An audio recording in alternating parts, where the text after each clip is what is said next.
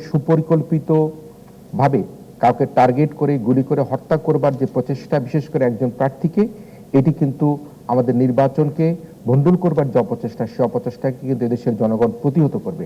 এদেশের দেশপ্রেমিক নাগরিক, সেনাবাহিনী, আইন শৃঙ্খলা রক্ষাকারী বাহিনী, সরকারে যারা রয়েছেন, প্রত্যেকে মিলে আমরা আশা করব এই ধরনের অপচেষ্টাকে আমরা প্রতিহত করতে পারবো। আগামী 25 তারিখে বিএনপির ভারপ্রাপ্ত চেয়ারম্যান জনাব তারেক রহমান দেশে আসছেন।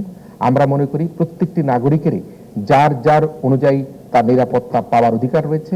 আমরা আশা করব বাংলাদেশে যাতে আগামী দিন থেকে, এই মুহূর্ত থেকে, এই ধরনের হাদির মতো এই ধরনের অনাকাঙ্ক্ষিত কোনো ঘটনার সম্মুখীন কাকু না পেতে হয়। সে কারণে আমরা মনে করি জনাব তারেক রহমানের সার্বিক নিরাপত্তা বিধান করবার জন্য সরকারের পক্ষ থেকে উদ্যোগ গ্রহণ করা হয়েছে।